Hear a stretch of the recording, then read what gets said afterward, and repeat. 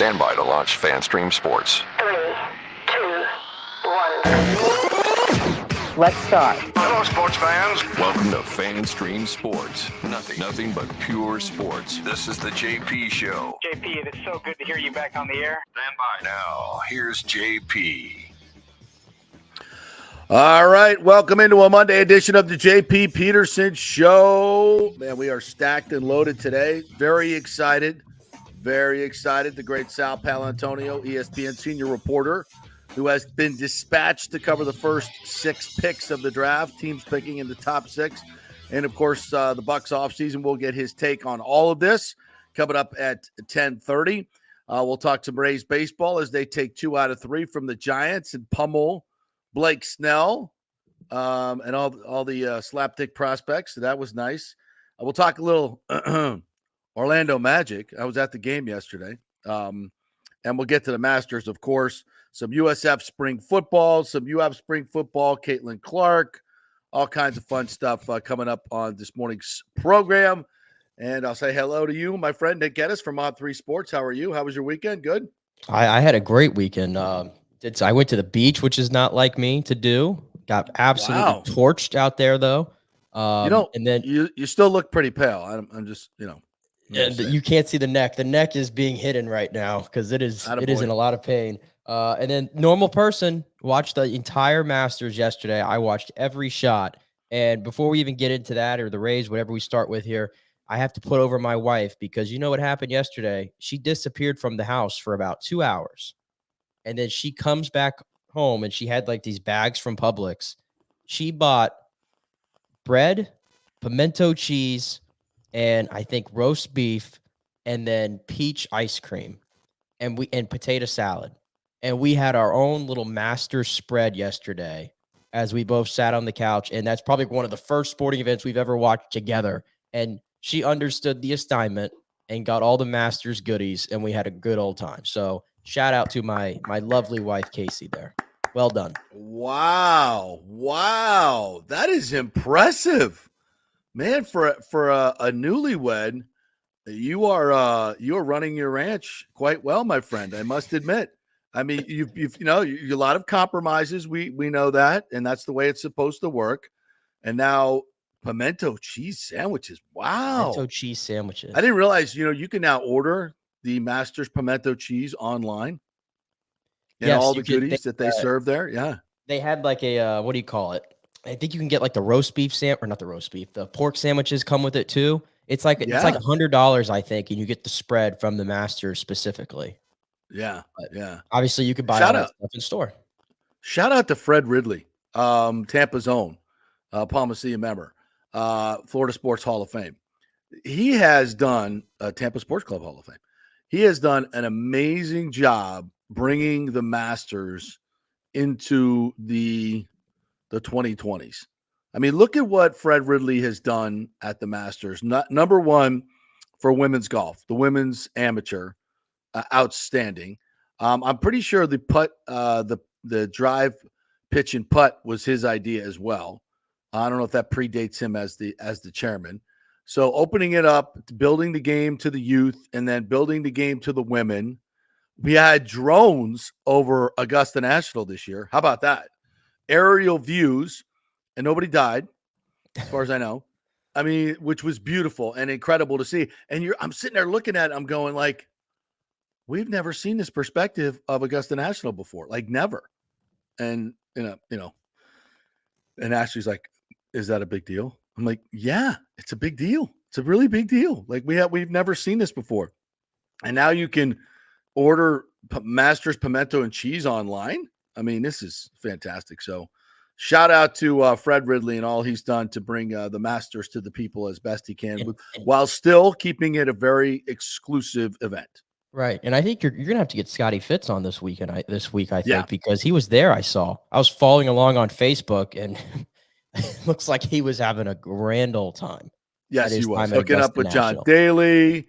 He was Saturday. He got to go over to the Magnolia Village there. I think that's what they call it, which is that's another thing that Fred Ridley has brought along, the premium boxes that, of course, are not on the. We're not going to put them on the course. Not doing that. But you're right off of the number 5, I believe it is. There's a whole village there now of restaurants and stuff, bars and stuff, and it's very exclusive. Ain't easy to get in there. But Scotty Fitz did. Yeah, we'll get him on. We'll get him on this week to give us a bird's eye view of all the happenings. He got his Sunday's Masters stuff. So, shout out to Scotty Fitz, and we'll get him on to see what it was really like as a fan up there to enjoy watching Scotty Scheffler just obliterate the field. Just obliterate the field. And the question we have to ask this morning is, how many Masters is Scotty Scheffler going to win? I mean, here's a couple numbers for you. He's the second to win the Masters twice in his first 5 tries. Only 3 other guys have won 2 Masters at an earlier age. A guy by the name of Jack Nicklaus, Tiger Woods, and Seve Ballesteros. Have we heard of those? You heard of those guys? Any good? He's the 10th to win 2 in 3-year span. And he is the best tee to green player in the game. This week he was in the top 5 in putting. So forget it. You're not beating him. He's top 5 in driving. From a data statistics basis, the dude is unbeatable. He is literally unbeatable. Except one thing can beat you. The sound of a crying baby, which he will hear in about 3 weeks. And by the way, when I heard him say, if she calls, I'm gone, I'm like, wait a minute. There's nothing you can do when you get there. She's doing all the work. I mean, you're winning the so if you're up 6 strokes with 3 holes to play, you're leaving the Masters. This is what I told to Casey. Go watch. Come on. Yeah, this is what I told Casey. Here? I was like, if you were in that situation, like, think about it. Your husband has a chance not just to win. Forget the green jacket. Okay, that's cool, but he's already done that. No, it's $3.6 million that this man is about to earn. It's worth about $100 million. Right. Really? Yeah. But it's the largest purse for a winner in the history of the Masters that he's in your scenario there that he would be painting. I'm like, how bad do you want me at this hospital? She doesn't. I'm sure people that have kids are rolling their eyes, but that was my vantage point from it. I would wager that his wife would be like, don't you dare leave that. I got this. There's nothing you can do here. We have a team of medical professionals that are here. You go win the Masters, and you'll see your baby when you get home, and the rest of your freaking life, you will see your baby. I'm all for family, and I respect it, and I'm not criticizing him at all. It's his choice, obviously. Do whatever the hell you want. But I would bet a lot of money that his wife would be like, no, you stay there, win another Masters, because it's, you only get so many opportunities. And, when you're up by 4 strokes on the back 9, that's probably a pretty good chance you're going to win the Masters. To be fair to Scotty, though, and that's why you don't criticize him for the decision. If you listen to him after when he was talking to the media, like there was some kind of quote that he had about, I'm not even focused on the green jacket. I'm really not even able to soak this all in because he's so focused on trying to get home. That's right. Where his mind was. And it really, to me, it sums up the whole thing about Scotty Scheffler, just how refreshing it is to have somebody like him in the forefront and as not just the greatest golfer right now, but one of the best athletes in American sports. That's where he is. But he's such a, like I said, he's so refreshing because he is so focused on the family, and he doesn't seem like he takes everything for granted, and he's open about his faith and things like that. Like, he's so different in that way. And then you watch him play, and it's like he's so cool. He's so calm under pressure. And, at one point yesterday, I think at 7 holes through, we had a 4-way tie at the leaderboard at 6 under. And It was like, oh, we're setting up for a historic Masters Sunday, right? And then right on cue, Scotty goes and birdies 8, 9, and 10. And the rest of the field, including Morikawa, Aberg, and Homa, just completely, not really Aberg, but Morikawa and Homa kind of fell apart there. And before you know it, he's up by 4 strokes. And he was able to just kind of waltz his way through the back 9, picked up a birdie, I think, at 16, I want to say. And that was 16 that. for Vern Lundquist. Yeah. And that was that. He neutralizes these fields. That's what he's doing right now. Yeah, and that's the thing. When the pressure's the most, he's just completely unbothered, and it's because of his perspective and the way he looks at life.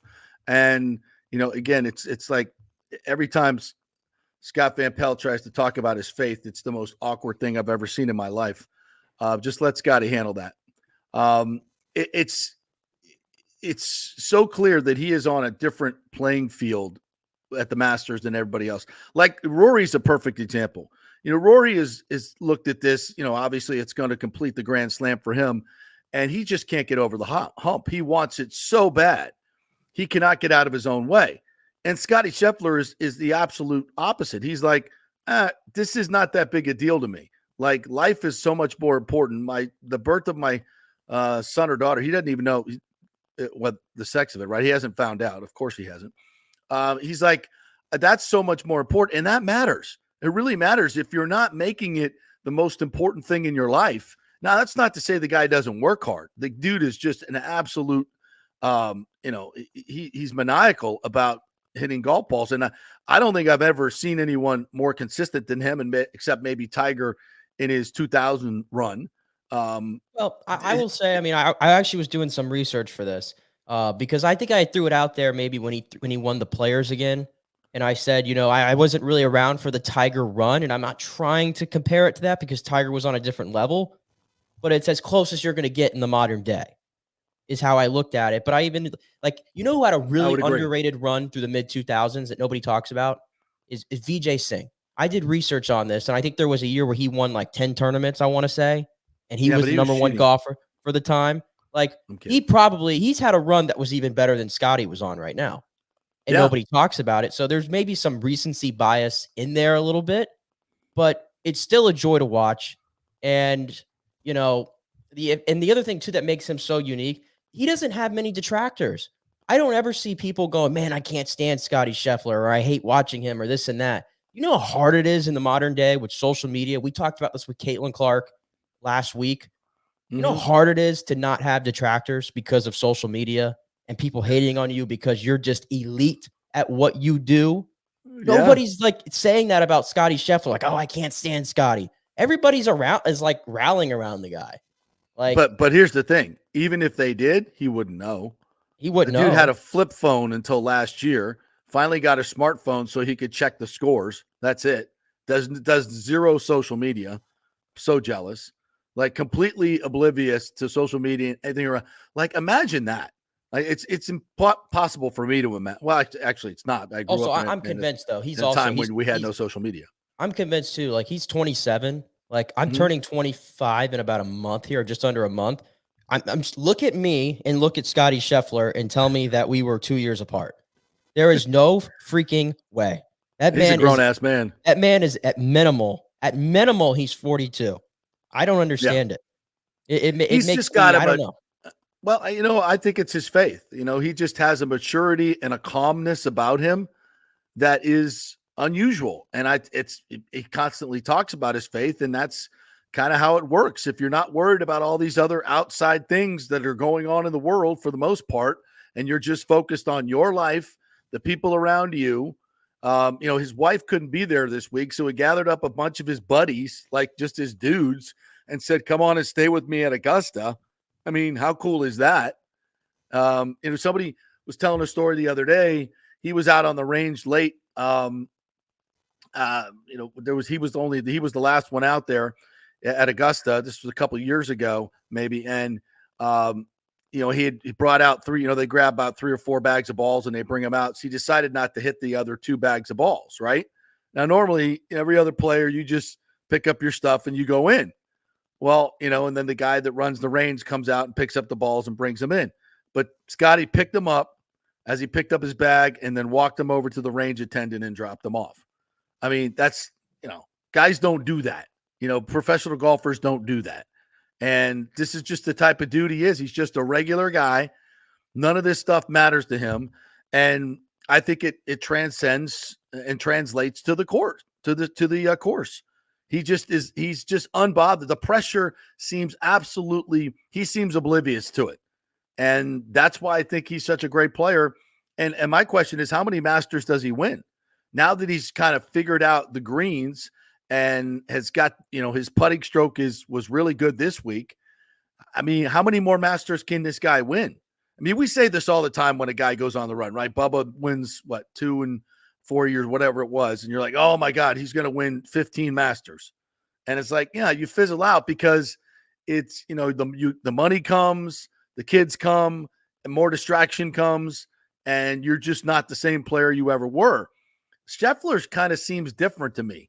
Like, I don't think he's going to change materially in any way, even when he has his baby. Now, does he spend more time with the kids and less time practicing? I mean, that happens to all guys. Jack Nicklaus used to talk about that a lot, maybe. But it just seems like this dude's swing is so natural and so perfect and so good. I mean, and he hasn't, as far as I know, he really hasn't had any injuries, back injuries or anything like that. It just seems like, this guy should win every week. And it's weird because going back to 2020, he's 73 under par in the majors. The next closest is Rory at 34 under par. I mean, he should have won more, and it's because of his putting, right? Right. And which he seems to be figuring out. I mean, these numbers are off. He hasn't played an over par round in competition since August of 2023. He hasn't been over par. It literally, go that's back to insane. Since March 1st, he's only been beaten by one golfer. Since March 1st, his last 4 tournaments was win, second, win. And the one that he finished second, he missed like a little 4-foot putt that would have sent it to a playoff, and he probably would have won that too. So yeah, absolutely. The only thing with Scotty that's interesting, like you look at all his wins, they have all come within a certain window, and that is February to April. In fact, April 14th was yesterday's date, obviously. That is the latest in the PGA Tour calendar, golf calendar, that he has ever won a tournament. That's the interesting thing about Scotty, is this is 3 years in a row now that he's gone on one of these just absolute heaters, but it's all at the front of the schedule. He's never won a tournament after the Masters on the PGA Tour. So that's if you're looking for a chink in the armor bizarre. Or something to talk about Scotty, and this is why when you talk about great runs, and again, I was part of it too, recency bias. You don't want to get too ahead of yourself, is because he actually hasn't done it for a full long season. He just starts off way better than everybody, and eventually he hasn't been able to win. So I guess that's the thing about Scotty. There's something still to chase there. Like you said, he hasn't won any of the other majors, and he's never won past the Masters. So there's still a lot for Scotty to accomplish, and it's all there in front of him. But that's just something I thought was interesting when you look at all his wins. So obviously the headline of the Masters is Scotty Scheffler and how he just dismantled the field. The next headline is Ludwig Oberg, who was playing in his first Masters, his first major. And I don't think I've ever seen a guy play so fast in my life. The dude just steps up and hits it. And God bless him for it. His caddy's like still talking to him like about the shot. And he's like, I got it. You're like, shut up. I got this. And he's just hitting balls down the fairway, hitting bombs. I mean, he's probably going to have to rein that in a little bit to become, maybe a little bit more focused, to know where not to hit it, et cetera, et cetera. But I got to say, I love watching that kid play. I mean, he's just kind of careless, lots of smiles. I mean, even his interviews are like, yeah, whatever. Not in a bad way, just kind of, is this really the Masters? So I'm interested to see how his career is going to turn out. Very, very talented player. Who else was in contention? Max Homa. I mean, you got to keep asking yourself, why does this guy not win more? He just seems to have everything, the total package. It'll come for him. But at some point, I got to believe he's going to win a major this year. He just, at 11, you can't hit the ball left at 11. And that's Oberg and Homa both. I don't think I've ever seen anybody on Sunday hit the ball left of the pin into the water that's in contention. I mean, it's very rare because everybody knows you're aiming 30, 40 yards right of the pin. There's just no need to aim at the pin. And maybe these were two horrible hooks and horrible pulls, but there's just everything flows to the right. You just hit it out 30 yards right of the stick, let it flow to the green, chip it up, or if you have to, or, 2 putts, get out of there with a par and move on. That's, par's a great score there, and it's not too hard to get when relatively speaking, but you cannot hit it to the left. And I think Homa got a little bit unlucky. The wind swirling on 12.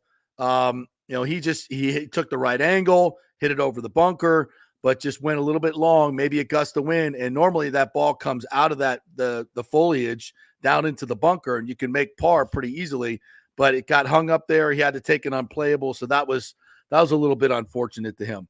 But the tip of the cap to Scotty Scheffler. We could talk about some of the others, like what the hell happened to Rory.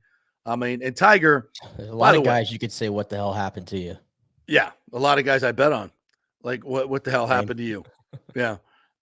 Rory just never a factor. Just never a factor. He tried something different this week, showing up late. That didn't work either. He always starts poorly. I just think maybe he's just gripping it too tight at the Masters. He's such a phenomenal player. It just doesn't make any sense. He knows how to play there. He just can't execute the shots. It's bizarre. Who else? And Tiger. Tiger shoots 81 or 82 on Saturday.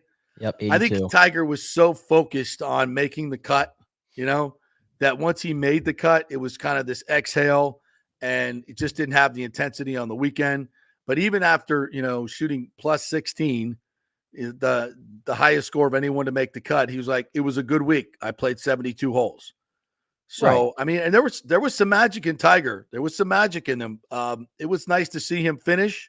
It was nice to see him, he was at most of Friday and Saturday, he was in the top 20. So I think it was a good week. There was some encouragement, like, at least the first 2 days when I think he played 1 over golf for the 2 days. Really in brutal conditions. Conditions, right? And also the fact that he had to play 23 holes on Friday. Which is the worst case scenario. Yeah, and Friday was a day that really, killed a lot of those guys. A lot of those guys really fell off or outright missed the cut because of the conditions on Friday. So the fact that he was able to make the cut is, an accomplishment within itself. And it really was just his putting. I think that's what's encouraging. It's like, yeah, you would have wanted him to putt better, yes. But I thought really off the tee, he was pretty good for most of the weekend. He left some short, I would probably say, in his iron shots. But it really was his putting that kind of hurt him the first 2 days when he was really kind of there. And then Saturday, I just think, like I said, the fact that he had to play 23 holes the day before, I think Saturday, clearly the wheels just fell off. I think he was, plus 10 on Saturday. Yeah. And then Sunday, it just kind of becomes, it is what it is. Listen, I just think, if you're watching Tiger, you have to almost adjust your mindset with watching him, because I don't think he's ever really going to be truly contending for anything major moving forward. No. So you just kind of have to be enjoyment of oh, he's out here, he's playing, he's at the Masters, right? Yep. You kind of have to just kind of adjust your viewing a little bit and not super overreact to, oh, he finished 16 over. He made the cut. And there's a lot of great golfers that were playing in this event that did not make the cut. So, and I gotta ask, how long does this go on for Tiger? A guy that's so used to being so great at the game, it's got to be humbling for him to go out and play the way he's playing. And it's so hard, just to get ready to play.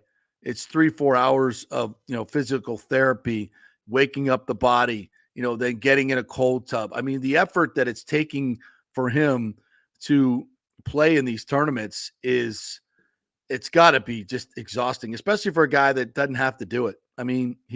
He'll never be able to spend the money he has. He's got so many more interests. He's helped growing the game business-wise. He's doing so many other things. I think there comes a point where Tiger's just this is just too hard. I don't need this. I'm not going to win. It's too hard. I know he loves the competition, and he even talks about winning, which I think is just a little bizarre. He's not close to winning. He's not even close. He's not. There's no way he can play 72 holes. Look at it. Everything he could just to make the cut and set the record 24 straight cuts, and that mattered to him. It did. It did. He set another record. That mattered to him. And once that was done, he was like, okay, good. And just even that little bit of exhale, even though he wanted to play well on the weekend, he just didn't have the energy and the ability to do it. It's just too hard for him. He's bombing it. He's hitting the hell out of the ball in terms of distance. He's putting it past these guys, but he can't practice as much as the other guys can. And that's where you fine tune the short game, the putting and everything else, the distance control on your irons. All that stuff is where everything gets fine tuned into muscle memory. And he just can't do it the way he used to do it. So I wonder if there's not a time in the very near future where he just says, guys, I'm done. I just can't do this anymore. But we'll see. We'll see. And, of course, Rick chiming in with his usual timely sarcasm and wonderful takes here. The money comes, the kids come, the waitresses from Perkins come. Thank you for that, Rick. Going into the nostalgia there. So, anyway, a Masters to me that will be remembered for Tiger making the cut, the incredible, brutal 45-mile-an-hour wind conditions going on Friday and through the weekend, and Scotty Scheffler just being an absolute machine in a good way, and celebrating his win and the upcoming birth of his child. All right, the Rays win 2 out of 3 over the weekend. Yesterday was a nice karma on Blake Snell. By the way, did you see the bags under the eyes of Blake Snell? What is he, like 50 years old? He had those when he was wearing a Rays uniform. Did he really? I don't remember him being that bad. I don't remember it. How late does this dude stay up playing video games? I mean, he's just like, he looks like a 50-year-old man. They're like black underneath his eyes. He's got these huge, like, how old is he? Like 30? Yeah, he's 30. Jesus. Anyway, the Rays pummeled his ass, 7 runs yesterday. There was a couple fortunate plays there in the was it the 3rd inning where and hats off to Harold Ramirez for a little chopper to third, and he's busting out of the box, and he gets to first base. That sets up the 3-run bomb by Rene Pinto, 422 feet. Rene Pinto gets 2 home runs yesterday, scorched the third, almost had 3 home runs. Paredes goes deep down the line once again. Also had an RBI to right field that he hit off the end of the bat. That was probably a bigger miracle. So the guys finally woke up, scored 9 runs, and get the 2 out of 3 win. Not too bad. Not too bad at all. Yeah, the game on Saturday was I tuned in for some of that, and I think it was like 7-something at the time, and I'm like, yeah, I'm out. I just completely watched on Saturday, and I think Ben Wortvet was pitching. Blown out. Yeah, Ben Wortvet was pitching when I tuned back in later, and I'm like, yep, I'm just gonna move on from this. But yeah, a series win. They've quietly won 3 series, and they're really not even. I wouldn't even say they're playing their best baseball. No. They've only lost 1 series this year, and that was to Texas, who's the defending World Series champions. So I think that says a lot. Again, I think that says a lot about this team. It's like they're not playing their best baseball, but they're finding ways to grind out victories. And then every now and then they get like this, little offensive explosion. And it's coming from guys that you don't expect. I don't think anybody had a 2-home run game from Rene Pinto on their bingo card for any game this year. For any game, especially let alone on April 14th. Against Blake Snell. Yeah. Especially against Blake Snell. So yeah, I think some encouraging signs overall. 9-7, keep it moving, and we'll go from there. So good weekend for the Rays. Yeah, I think the Rays have played their C- game, and they're 9-7.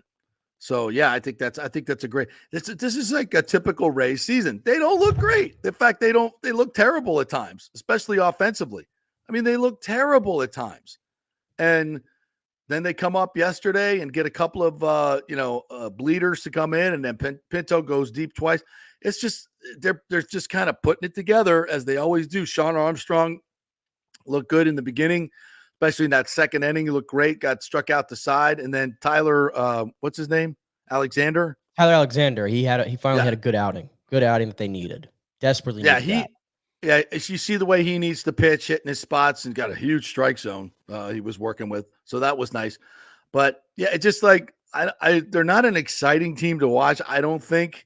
Nice crowd yesterday at 20,000 on the Sunday, but it just, I don't know. They're 9-7. They're 9-7. And even on Friday night, like Waguespack was pitching, and he gave them 4 solid innings. And when I first saw that, I was like, Waguespack is pitching? Really? To start? So, yeah, listen, crazy. Tyler Alexander and Jacob Waguespack giving them quality innings to contribute to wins. Take it. All right, we'll take our first break. We'll come back. Sal Paolantonio is going to join us. We're going to talk some NFL draft. He's been assigned to cover the top 6 picks in the draft, the top 6 teams. So we'll get his perspective on those guys, where all the quarterbacks are going. It's going to be very interesting in this draft. And of course, we'll do some Bucs talk as well. His thoughts on the Bucs offseason and where they sit in the NFC South. We are brought to you by the Jeeves Law Group, JEEVES lawgroup.com. They are local, they are trusted, and they get results. So don't go with some out-of-town firm when you can go with the Jeeves Law Group. That will get you great results and make you feel important. And they'll call you right back, and not like some of these big law firms where you got to wait weeks. It's the Jeeves Law Group, JEEVES lawgroup.com. And, of course, we're presented by the great folks at Hydrate Heroes. Back in 3 with Sal Paolantonio.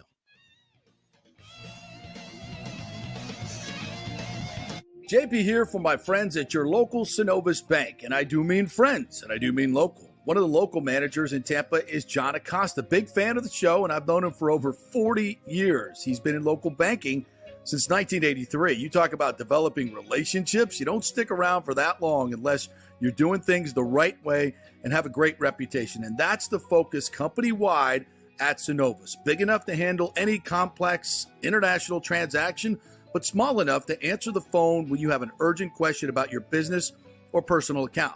And for personal accounts, they have a very easy app that works great. You can do everything online. And for large or small businesses, you will get that personal touch and services to help build your business, taking your dreams and aspirations from the whiteboard to reality. We can make that happen. Let us show you how. For a get-acquainted meeting to open a business or personal account, just call John or go to synovus.com to find out where your local branch is. Everyone knows Italiano Insurance is your go-to for home insurance, but they also have an amazing team that focuses on business insurance. Yes, your business is most likely your biggest asset, so make sure you have the right coverage at the most competitive price.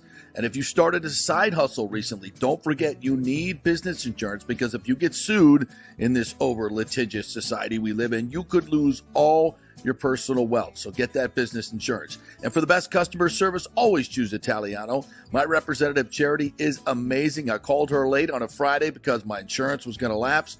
She stayed late until the job was done. You just don't find that anymore. Give them a call, 813-877-7799. That's 813-877-7799. Italiano Insurance. JP here for the Geddes Gordon Real Estate Group and our good friend Jane Geddes. Folks, simply put, there is nobody like Jane. Jane is a former LPGA 2-time major championship winner. She was also vice president of talent relations at WWE. She also has a law degree from Stetson. So if Jane can drain a 10-footer to win the U.S. Open and stare down Hulk Hogan in the boardroom, you want Jane on your real estate team to not only negotiate the best deal, but find you the perfect home or investment property. And when you work with the Geddes Gordon Group, you become part of the real estate family and get concierge services that include expertly staging, marketing, and preparing your home for sale. Advice on golf properties. Hey, you might even get some golf tips. Many of their clients become friends long after the sale or purchase is completed. It's all part of the deal. So if you're looking for that perfect home or investment property or try to get top dollar for your home, go with Jane Geddes and the Geddes Gordon Group, because there's nobody like Jane. Call 813-485-6808 or go to geddesgordon.kw.com. That's GEDDES Gordon.kw.com. or call 813-485-6808. With over 34 years of producing small and large events, Extravaganza Productions is truly a Tampa treasure when it comes to creating some of the very best events in Tampa and all across the United States. I've worked with them at the Florida Sports Hall of Fame inductions, the Warrior Games, which was an Olympic-sized event spread across all of Tampa Bay. They are the very best, from small meetings to exceptionally large corporate conferences to galas, fundraisers, sporting events, grand openings, whatever you want. Team EPI has an extremely talented staff of designers and show producers that develop extraordinary events fueled by the visions of their clients. You can reach them at their Tampa headquarters at 813-621-4700 or go to extravaganzaproductions.com. Let's go. Right now. Back to the show on FanStream Sports. All right, welcome back to the JP Peterson Show here on this Draft Week Monday. We are excited to talk to Sal Paolantonio, ESPN senior NFL reporter who will be covering the draft. He has been assigned the top 6 teams. What's up, Sal Pal? How are you, my friend? Oh, my brother JP, how's it going, baby? We're only a week and a half away from the draft. Really looking forward to it. I cannot wait. This is an exciting time for especially those teams at the top. It's an exciting draft in terms of quarterbacks. I mean, you're covering the top 6 teams, and I think maybe we're going to have 4 quarterbacks go in the top 6, maybe 5 if we have trade ups. This is looking like a bananas scenario at the top of the draft as we continue to overdraft quarterbacks. Right? That's just kind of what happens each and every week, every year. Well, there's a reason why you're overdrafting quarterbacks, JP. Yep. Here are the numbers. You have this unprecedented level of volatility and uncertainty at the quarterback position in the NFL. Last 2 years, unprecedented. His quarterback started a game in 2022. 66 started a game in 2023. That means you had a turnover of some kind or another 134 times among the 32 teams in the last 2 years. Never happened before. So teams are always going to be on the hunt for quarterbacks. I got 6 teams that are desperate for a starter. I got another 7 or 8 teams that are looking for a quarterback right now to add as either a backup or a third stringer. And then I got 10 teams who are in the hunt for a quarterback of the future. So you're absolutely right. They overdraft quarterbacks, and there's a reason why. So why do we have this unprecedented volatility at the quarterback position? One, I don't think, most important, I don't think teams are doing a very good job of developing quarterbacks. Yeah, 2, I agree. injuries. Injuries. And 3, underperformance at the quarterback position and the turnover at the offensive coordinator position and the head coach position. So it's an epidemic problem that the NFL has to deal with. And we all know, hey, JP, if you talk to coaches, you talk to general managers, they all said the same thing this offseason. Points scored are down at a 4-year low. Points scored per game are now at 43.5 per game. That's a 4-year low. The NFL has not yet pushed the panic button, but it's close. You know, Sal, those are great points. And you know, it's when the first thing you say is, well, let's, tweak the rules to see if we can get more scoring. I don't think you can tweak the rules anymore without completely bastardizing the game of football.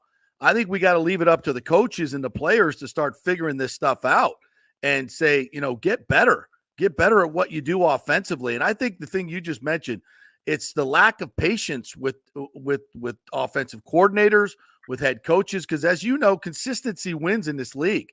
And if you're trading out the offensive coordinators every month, which it seems like in the NFL, it's hard to get consistency. You talk to quarterbacks as I do, and what's the number one thing that they talk about? It's like, I've had, 5 offensive coordinators in 6 years, what Baker Mayfield went through. And it's just really tough for these guys to perform under those circumstances. Would you agree? There's no question about it. And that's the reason why you have this problem of scoring being down and the turnover at the quarterback position. Just imagine, there's 32 teams. 68 starters in 2022, 66 starters in 2023. I mean, that should be alarming to the National Football League. It's not, because ratings are up and revenue is up. Right. But they understand that, the product that they are selling on the field. Now, let's dovetail to the draft. So this is a perfect draft at a perfect time in the NFL. Volatility at the quarterback position, scoring is down, coaches and GMs are looking for guys who can make explosive plays, You got to find guys who can put the ball in the end zone. And that's what this draft offers, especially at the top with quarterbacks and wide receivers. Sal, do you think it's it seems like a foregone conclusion now that Chicago is taking Caleb Williams. What are you hearing in terms of other teams talking about Caleb Williams? We hear a lot of people thinking that Jaden Daniels is the better selection, but Chicago's sticking with Caleb Williams. I happen to think that Jaden Daniels is the better player. I like him more as a leader. He's played against better competition. I think he's a better athlete overall. I think he throws the ball better, does more that will translate to the NFL. Not that Caleb's poor in any of those areas, but I like Jaden Daniels better. What are you hearing? I'm 100% agreement with you. I think Jaden Daniels is going to go number 2. I hope they're smart enough to take him at number 2. Washington, it sounds like Caleb Williams is going number 1, but I would take Jaden Daniels. So here's my scouting report on Jaden Daniels. First of all, he runs a 4.48. So of the top 5-6 quarterbacks in this draft, he's the fastest. Yep. But he also really, really feels the rush. His ability to get out of the way of pass rushers, move within the pocket, is the best in this draft. His ability to escape the pocket and throw on the run is the best in this draft. He's hard to bring down. He's very creative. He's super tough. He's super smart. Each year he has gotten better. And I think the upside for Jaden Daniels is through the roof. I love Jaden Daniels. I'm in agreement with you. I think, he compares to Lamar Jackson, but I think right now he's already a better passer than when Lamar Jackson came out of Louisville. I would 100% agree on that. The only thing that could screw up Jaden Daniels is the Washington Commanders organization. Yes. That's the only thing that scares me. But hope, they've had a change at the top. They've had a change everywhere. So hopefully things will be better for him. Where do you see the draft going from there, especially in the top 6 that you're covering? Yeah. Listen, I think there's no question that J.J. McCarthy is, to me, the next guy that has to be drafted. I don't know if that will happen. I like him better than Drake May. I think it's Caleb Williams, Jaden Daniels, and then J.J. McCarthy. I will be embedded with the New York Giants.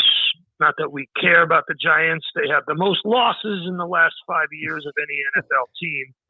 But it is in New York City and the Big Apple. So there's a big fan base.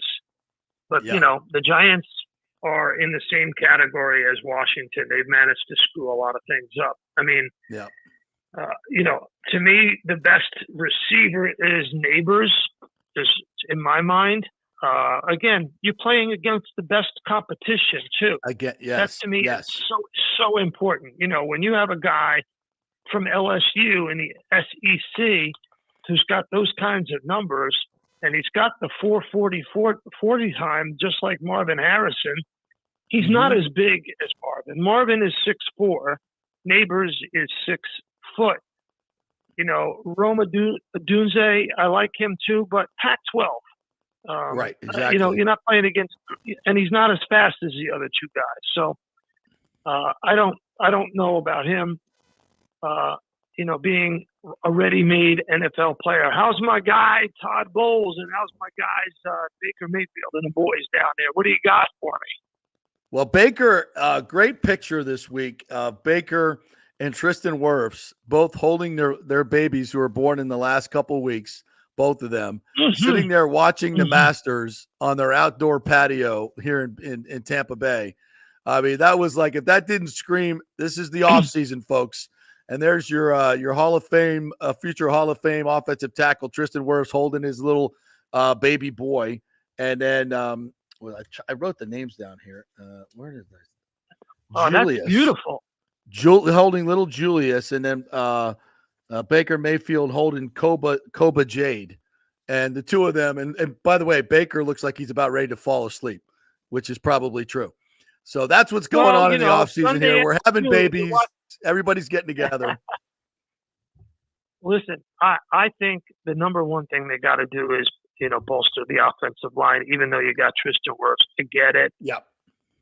You know the numbers. I'll give them to you anyway. The Bucks averaged 3.4 yards per rush, 1.9 yards rushing before contact in 2023. That was the worst in the NFL. They had the worst run block win rate in the NFL. They got particularly bad run blocking at center, posting the second worst run block win rate by any team at the center position since the metric began in 2015. From a play calling perspective, the Bucks barely tried to run in 21 and 22 with Tom. They were last in rush percentage in both those seasons. But even last year with Baker, in Tampa's offense still ranked 22nd in rush percentage, only 38% of the plays. I'm sure Bolsey is tearing his hair out that he doesn't have a run game because,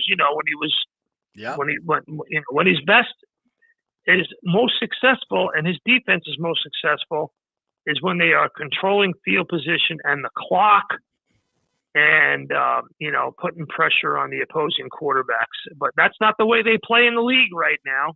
And, but they still need some more balance on their offense. That would be, if I were the Bucks, I'd be O-line. It's not a running back rich draft, but I'd find somebody to help out in the running game.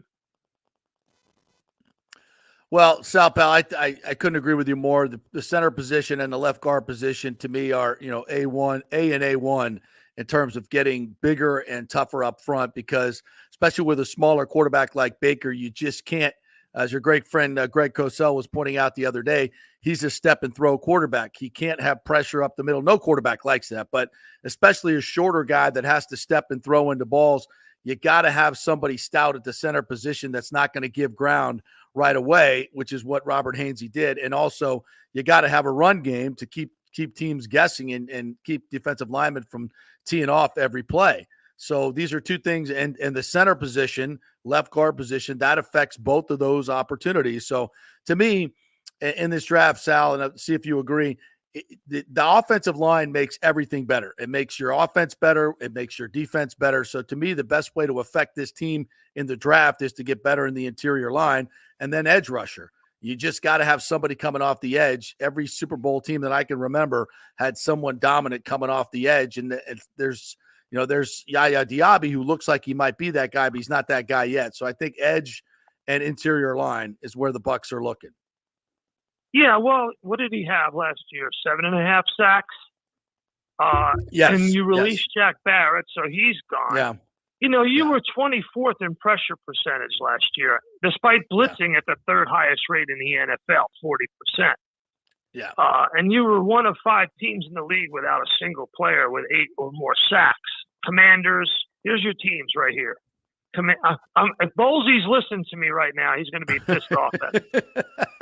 You're one of 5 teams in the league without a single player with 8.5 or 8+ sacks last year. Here are the other 4 teams. Commanders, yuck. Falcons, yuck times 2. Bears, picking first. Cardinals, picking in the top 5. Yuck, yuck, yuck, yuck. Bolsey might like you saying that, because people are going, how the hell did they make it to the playoffs and win a game with those kind of numbers in the run game and the sack game? So that's where they got to get better. And I think that's where they're headed in the draft. Yeah, I think so too. They picked 26th. Yeah. So, there's a lot of mock drafts out there that say the Bucks might pick a quarterback at 26, but I don't see it. That's not happening. No, and let's talk a little bit about Baker Mayfield. What do you hear around the league about Baker? And I've seen some articles about, Baker Mayfield has kind of changed the way teams may think about quarterbacks. It's better to go find one in free agency than it is to try to draft one and develop one. Certainly the Bucs Super Bowl history would tell you that, and their playoff history almost every time. Well, I think, every time they've made it to the playoff, it's been with a free agent quarterback that they brought in. So is that maybe the trend in the NFL? I mean, you trade or you somehow acquire a veteran instead of trying to draft and develop? If you can get a veteran and you don't have to pay him big, at the outset. So Baker didn't come with a big price tag last year. Right. Now he's got paid. So, you know what the model is, right? The model is now you draft a guy and try to win on his rookie deal. Right. And if you can't, then you're stuck. So that's the model. But you got to find the right guy and develop him and be somewhat patient. I mean, if you draft a quarterback in the first round, he's got 2 years to get you to the playoffs. So it's a difficult choice. But if you got a guy like Baker Mayfield who's got experience and is resilient and can handle any change you throw at him, then you got to go in that direction if you're not giving him big money. JP, where will you be for the draft? I haven't decided yet, partner. The Bucks are having a nice party down there. Open it up to the fans to come into the stadium, be down on the field. So that might be part of it. But I'll probably be in the press room at One Buck Place because awaiting that 26 pick. Or I really think Jason Light's moving up in the draft. I think they acquired this extra third round pick for Carlton Davis. I think he's got that in his back pocket. He's got a couple of guys on the board.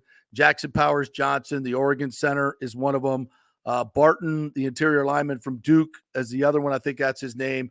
And then he'll be waiting for one of these edge rushers, perhaps Jared Verse or Latu from UCLA, to maybe fall down the draft board a little bit to him. And then I think he might make a move because I think the Eagles are looking at a center, right? Who else is? I think there's somebody else in front of them. Maybe they won't pick a center in the first round. I don't think. I don't think so. I think the Bucks would.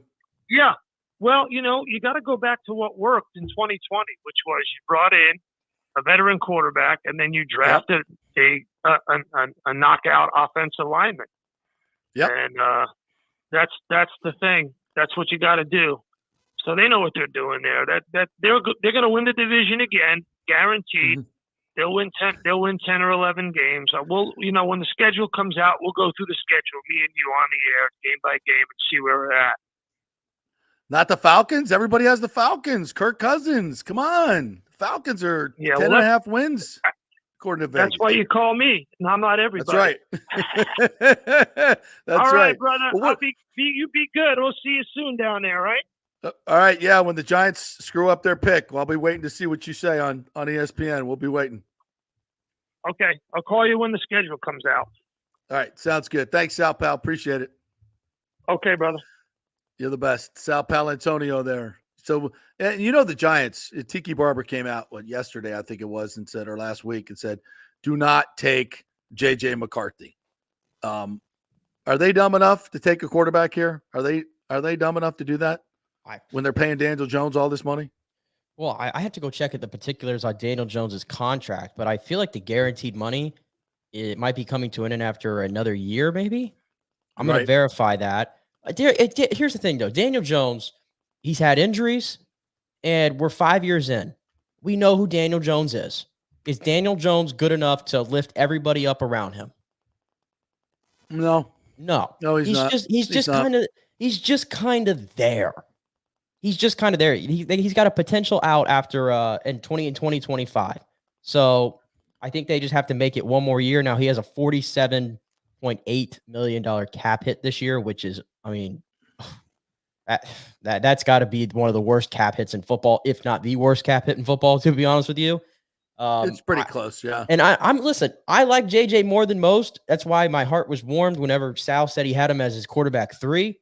I love to hear that because, I just think a lot of people are overreacting to the way Michigan ran their offense and everything. So if the Giants were to take JJ and he sits for a year, I'm not saying you have to start him right away, but to have him sit for a year, Daboll's a really good offensive mind. No matter what happens to the Giants, I wouldn't fire him or start over or anything like that.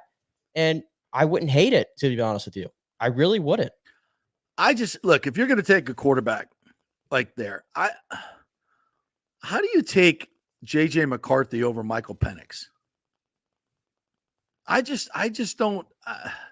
And I know that Harbaugh didn't want to throw the ball as much and blah, blah, blah, blah, blah, blah, blah. But, I just haven't seen it. I mean, I don't know how you can take a quarterback that high. Yes, he's a specimen. He looks great, throws the ball well. But how many reps has he had reading defenses and making those particular throws? It's not a whole lot. It's certainly not as much as Michael Penix has. And the pure arm talent and the athleticism that you see from Penix vis-a-vis JJ McCarthy, I don't get it. I mean, I'm looking for, I like Penix, so I'm not trying to like drag him down here, but Penix is 3 years older. McCarthy's only 21, so there's a perceived lot of upside there, and I know that word sometimes can be dangerous. Penix I see that as a negative. I'd rather have a guy that's played 3 more years at reading defenses and throwing balls. And there's some durability concerns with Penix. He played in a really pass-happy offense with 3 outstanding receivers. The flip side of that as well, maybe Penix helped make him better. I'm sure it's both. McCarthy's best wideout was Roman Wilson, who is, a later day 2 kind of pick. So, I think it's hard to really compare those guys straight, but I think if you watch McCarthy's tape, there are some wow throws there. It's just not like in the wow in the sense of you see Caleb Williams, you see Daniels, you see all these other guys, their wow throws make you go, oh my gosh. Like McCarthy's wow throws are like, oh wow, pretty good throw there. Like they're just a little bit more tempered, I would probably say. But when in regards to just smart playing in the structure of the offense, intangibles, winner, all those types of things, he checks all those boxes for me. He does. Yeah, and I think as the draft goes, through, there's no way that there's some of these teams that need quarterbacks are not going to just jump up and try to take Penix. And I think would it shock me if he was the 3rd quarterback off the board? Nope, it wouldn't. I think there's some teams that have him rated very, very high. But again, it's such a crapshoot when you're drafting these guys out of college. Yes. You just don't know, and that's why I think the free agent route is the best way to go because you know who these guys are. You know how they apply their abilities to the NFL. You can see it. You got it on tape, and then you can go work with what they have. And I think Baker Mayfield, Brad Johnson, Tom Brady, these are all perfect examples. By the way, we talked a little bit about this on Friday, but Tom Brady, I wouldn't be opposed to coming back. I was watching Get Up this morning, and here's RG3, God bless him, like spouting all the stats, like about look, he threw for 4,500 yards his last year. There were 20, and then thank God Jeremy Fowler came on and said, guys, the numbers look great. Did you not watch the season he had with the Bucs? And he's like, he doesn't want to get hit. Like he can't get hit. You can't play quarterback not wanting to get hit. You can throw for those yards and you can throw the ball away, but it's not winning football. He's going to be 47 years old. Can we can stop this? Come on. Tom's just keeping his name out there. That's all he's doing. There's nothing to that whatsoever. There's no way. I bet to some teams there is. I bet to some teams that missed it last time around, like San Francisco and other places, they'll be like, he still wants to play. Look at those numbers. Like, go look at the tape. Yeah, but he did that. He did those numbers in 750 throwing attempts or something like that. Yes. Some ungodly number. And look how bad the offense was overall. No. It was terrible. 20 points a game. No running game. And he didn't want to get hit. He looked like he lost 20 to 25 pounds in front of your eyes. No. Yeah. No. Yeah, you don't. No. Go back and look at the tape. Don't look at the numbers, RG3. Look at the tape. It was not pretty. But you know what? He did say something I would agree with. He said if he did come back, it would be the biggest storyline in the NFL. It would be. Of course. And that's a shame because it's like these other quarterbacks will be going, Jesus, like, is it not my time now? Dude, your time is past. Go away. Stop stealing the headlines. And every as it was with Tampa Bay. But at least he won a Super Bowl here. I mean, come on. He was viable, when he was 43 and 44 and 45. He wasn't just viable. He was outstanding. He was dealing. But that was a different Tom Brady. That was a completely different Tom Brady. And look, if he said tomorrow I'm coming back with the Raiders or whoever, I'd be like, I'm tuning in. No, the closest Tom Brady's going to get to playing anywhere time is whenever the Olympics come around. And I think flag football is a part of it. If Tom wants to play flag football and just throw darts to all these great receivers against whatever countries we're going to be playing against, I don't know how that's going to work. If he wants to be the official Olympic flag football quarterback, by all means, have at it. No, it's men's. Wait. They're doing men's and women's flag football? I don't even know. I don't know about women's flag football, but that was a thing that the IOC has approved men's flag football for I thought it was women's upcoming Olympics. No, it's men's. I just assumed it was women's flag football. It's men's, and I don't know if it's been official yet that the NFL is going to allow their players to play, but I knew that there were discussions and that some of the players want to play. Like Tyreek Hill's been pretty open about wanting to play. So who wouldn't want to play flag football in the Olympics, for God's sakes? Right. If Tom wants to play quarterback in the flag football Olympics, that's the closest, in my opinion, he's going to get to playing football. That would be perfect for him. Can you imagine Tom Brady at the Olympics playing football? God, that would be fun. Add an Olympic gold medal to his resume. Oh my God. He'd be doing that in a heartbeat. I did not know that. Yeah, and I think it would be for the they're not doing this in Paris though. No, I think it's the 2028 Olympics, I want to say. Okay. So if you do the math, he'd be 50 at that time, which he could do it. He could do it. He could just stand back there and throw. Yeah. That would be fun. But of course, think about that. But it's flag football. If you got a guy that can run around and throw, that's true. That is true. Okay, let's have a tryout. Who's winning that job? Tom Brady or Lamar? I don't know. Good luck trying to grab that dude's flag. Yeah, good luck. I just want to know what the other countries are fielding out there. How's that? I don't know how that's going to work, but again, what are we? Yeah, USA would field the top 25 teams in the world. Well, then these guys could all go like they do in other sports. Like my grandmother was Italian. Okay, you go play play for Italy. Maybe we just open it up to some rugby teams or something, and it's like a rugby NFL mashup. I don't know. That'd be kind of interesting. I don't know. Rick says scoring is down in the NFL because quality offensive linemen are scarce. Too many spread and RPO in high school and college. NFL coaches have to use it because of skill sets. NFL defense too good. Great point. Finding offensive linemen to move people. That's why spring football leagues are so unwatchable, because the offensive line play, like you can't even find good death O linemen in the NFL, let alone starter caliber in these other leagues. No way. Yeah, no doubt. Recon Scout says the Rays doing their thing with a bunch of scrubs and overachievers. Let the haters hate. It's so true, man. It is so true. Nathan Elliott says he will be at RJS for the draft party. We'll see you there, Nathan Elliott. I'll probably be over at the Bucks press room though, waiting for Jason Light to move up. For the first time, I'm like praying I'm praying for rain on that Thursday for the first time ever. Because we have a softball game. We play softball on Thursdays, and we have a softball game that starts right when the draft starts. And I don't want to play in that game. None of us do. So I'm praying for rain. But that's a playoff game, by the way. So both men and women will compete at flag football in the 2028 Olympics, says Timmy. Wow. I did not know that. Men, that's going to be one hell of a competition for the quarterback job. Love it. Like, yeah, but like who else is going to field the team in the world that's going to even touch us?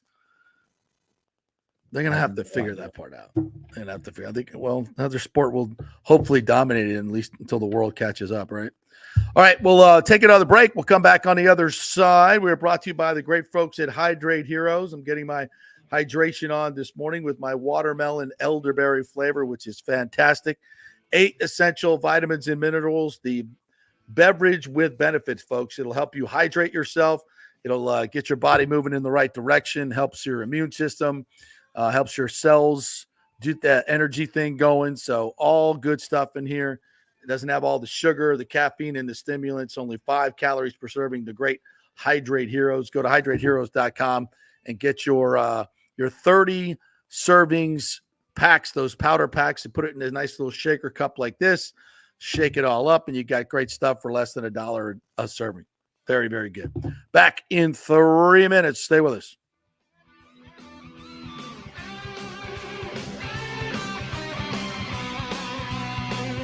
Hey, it's a great time to buy a house and get a mortgage with American Mortgage Services. Okay, I got your attention now. But JP, rates are at 8%. That's true. But I spoke with our friend Scott Fitzgerald at AMS Tampa, and this is what smart people are doing. Rates peaked at 8% last month, but they've come down, and AMS recently locked some folks in the high sixes. Prices have also stabilized or dropped in some areas. So if you're going to eventually buy, now is the best time to get the house you want. Fitz will get you the best rate out there, shopping it around to dozens of lenders. And when rates come down in a year or so and the frenzy begins again, prices go bananas again, you will already have the pick of the litter. Then he will refinance you and keep costs at nearly zero because that's what they do at AMS Tampa. You're back at 4% in the house you wanted while others fight the frenzy. Be smart. Stay one step ahead. Email Fitz at scott@amstampa.com, scott@amstampa.com, or call 813-294-7595. Scott Fitzgerald, NMLS 386722, American Mortgage Services, 1000 North Ashley Drive, Suite 1020, Tampa, Florida. All right, this is for all you guys who don't want to go to the gym and do 5,000 crunches. At Bay Area Modern Medical Center, you can get on the new True Body machine where you can reduce fat and tone up your muscle. It's like doing 54,000 crunches in just 15 minutes. Define your body as you see fit. True Body offers personalized muscle stimulation that delivers the equivalent of those 54,000 crunches in just 15 minutes. Just get in touch with them at Bay Area Modern Medical Center, BAMMC.com. Chris Lugo and the team over there will set you up on True Body and get amazing results. Non-invasive with comfortable and little to no pain and zero downtime. You can isolate and target those areas that you want to improve and treat multiple areas simultaneously. It's an amazing machine, so check it out at Bay Area Modern Medical Center, BAMMC.com. Everyone knows Italiano Insurance is your go-to for home insurance, but they also have an amazing team that focuses on business insurance. Yes, your business is most likely your biggest asset, so make sure you have the right coverage at the most competitive price. And if you started a side hustle recently, don't forget you need business insurance, because if you get sued in this over-litigious society we live in, you could lose all your personal wealth. So get that business insurance. And for the best customer service, always choose Italiano. My representative, Charity, is amazing. I called her late on a Friday because my insurance was going to lapse. She stayed late until the job was done. You just don't find that anymore. Give them a call, 813-877-7799. That's 813-877-7799. Italiano Insurance. JP here for Extravaganza Productions. You know, I've worked with these pros on so many big and small events. They recently did the Kappa Alpha Psi Grand Reunion, the Tampa RV Show Exhibit. They did the Skills Center opening of Tampa Bay.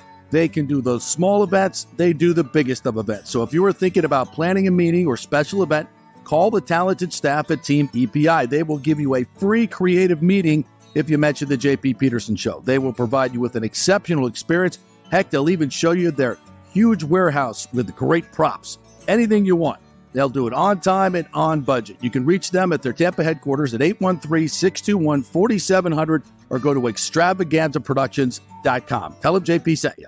Let's go. Right now, back to the show on FanStream Sports. All right, welcome back to the JP Peterson Show, brought to you by the great folks at Extravaganza Productions. If you got a meeting coming up or a 50th birthday party, you want to do something special, call the great folks at Extravaganza Productions and have a free creative meeting with them. It'll cost you less than you think. You try to do a lot of this stuff yourself, folks, hiring a DJ or whatever you want to do and have some type of party. You may save money and get a better product with the folks at Extravaganza Productions. If you got a charity event coming up, you want to do something a little bit different with a different theme, call the folks at Extravaganza Productions, tour their extensive warehouse and all the crazy props they have. I mean, there's some huge, huge props in there that you may have seen at Outback Bowl parties or ReliaQuest Bowl parties or any other of the big events around Tampa Bay. Extravaganza Productions does them all, and they can do your event as well. Get that free creative meeting by calling them. Just go to the website, extravaganzaproductions.com. Call them or email them and tell them JP sent you to get that free meeting. Great folks over there. All right, I was looking at some of the stuff that's trending on Twitter today, and it's, of course, the IRS is trending. Don't forget, pay your taxes today. If you haven't got your taxes in, get them in today, or at least file for the extension, whatever you got to do. But make sure you take care of business today. If you have to pay taxes, you still got to send in some money, even if you're filing for an extension. So away you go. Got your taxes done? My taxes have been long done. I am not one of those people that waits to the last minute because I don't think it's that stressful as a process as people think. I really don't. Well, especially not for most people. It's a pretty simple process, actually. I know. Me, it's a little bit more involved, but like I said, I saw an accountant. It took an hour to knock out, and it was over with. That's it. Yeah. There you go. Get her done. You don't want to trust me. You don't want to be owing the IRS for years and years. That is no fun. I was just scrolling. Right. I was just scrolling out through Twitter, and I came around to this. So today is April 15th, which I think today's Jackie Robinson Day. I want to say around baseball, April 15th, right? I always know it is tax day. I think today is Yeah, it is Jackie Robinson Day. So I believe all the teams are wearing 42. Love that. And then I believe it's the Red Sox are playing at 11 o'clock today. So they just got underway, and I saw Gronk was throwing out the first pitch. And in typical Gronk fashion, he did not throw the pitch to home plate. He acted like he was going to, and then he spiked it into the ground and got crazy. So stay true to yourself, Gronk. We love it. Great little clip that's going around on social media right now. Love that. Also, Boston Marathon today when we have the early ball game. Remember that was the bombing. I think it was the day the Rays played there. Many and that was ago. Now 11 years ago. 11 years ago. So that's why the Sox are playing today, because they always play earlier on the marathon day. The Boston Marathon Day. Cool. The draft process is fascinating in so many ways. And right now is when it really becomes, the week before the draft is when it gets kind of crazy with the misinformation. This is the week we're going to get some crazy stories on some of these draft guys. And most of it's not true. And most of it is designed to have them fall down the draft boards, the people that really want to pick them. It's a dirty, dirty game, but expect some of that this week from your favorite rising star on the draft board. We'll see some of that. If you're a Buccaneers fan, the one thing you want to see is quarterbacks being overdrafted, offensive tackles being overdrafted, and anybody that has a pulse that can rush the passer will be on the Buccaneers board as we go down each and every pick. Very, very likely to get one of those picked. So I want to talk about a couple other things. I actually went to an NBA game yesterday. The Orlando Magic had a chance to wrap up the fourth or fifth seed. I think it was the fourth seed. If they won, if they lost, they could have fallen down into the play-in game. And they came out against the Bucks without Giannis. He's still injured, and they were down early and playing it's hard to imagine a team with so much on the line playing less energized basketball than the Magic were playing. And then I don't know what kicked in, but when that team plays hard, and Jonathan Isaac, well, actually, I think it was getting Jonathan Isaac, getting him going in the game. Former Seminole, former top 5, top 10 pick, I believe, who's been injured his entire career. This dude is large. He is agile. He can shoot the three. He blocks shots around the rim. I saw him guard. He guys switched off on Dame Lillard a couple of times and made him take a bad shot. Was protecting the rim, guarding bigs, guarding Lil. I mean, he was phenomenal. And of course, he's not even close to being the best player on the team. Paolo Banchero is a flat out superstar. The dude is, watching him play in person, he's a legit 6'10", 250, 260. Fluid shot, plays with an ease to the game. And by the way, Mo Wagner, that dude can play. He is big. That is a team I don't think anybody wants to play in the playoffs. If that team is motivated, Cole Anthony is a pain in the ass as their point guard. They've got Jalen Suggs, who's a great defender, can shoot the three. They got some depth on this team. Wendell Carter Jr. came off the bench yesterday. Another big who can shoot the three. They are a really, really talented group. And look at you. You're up to date with your magic here. I love it. All I got to do is watch one game. I watch one game and watch how they play. And I don't know how far they can go. The East looks a little weird right now. The Celtics are clearing away the best team, but they don't, they're just at times they just completely fall asleep. And I think they're a little bit of a slave to the 3-pointer. And if their threes aren't dropping, they can lose games. And the Magic are big. They are big and they can run. They can play with anybody in any style. And they were number 3. I think they were number 3 in the league in defense overall. Last few games they hadn't played as well, but this particular game, they, when they turned up the heat defensively, Milwaukee had no answer. And they've got some scorers on that team. They've got some score. No Giannis, I get it, but Portis was out there. What's his face? Bald head guy, Chris Middleton. Chris Middleton. So they got some scorers, but they as good a scoring team as they are, they had no answer. They had 79 points midway through the fourth quarter when they put all the scrubs in. So I don't know. Are you ready for the Magic playoff run? Are you ready for this? I'm very ready. There hasn't been too many Magic playoff runs to speak of in the last decade or so. And this is a very young team. Like you said, they got a lot of depth rather. And Banchero, you mentioned him. He put up, he's ended his season with 22.6 points per game, 7 rebounds, and 5.4 assists. The only players in NBA history to do that, 21 years old or younger, were LeBron James and Luka Doncic. And so that is the company that Paolo Banchero joined this season. So huge jump for him in year 2 after winning the Rookie of the Year in year 1. Franz Wagner, like you had mentioned, is no scrub himself. So it's going to be interesting. They didn't exactly play their best basketball down the stretch here, so they slipped to the 5 seed. They're going to play the Cavs in the first round, and the Cavs have home court rather. And this is the thing that's going to be interesting for the Magic. They're only one of 2 teams in the Eastern Conference that are in the playoffs that were under 500 this season on the road. The only other team was Milwaukee.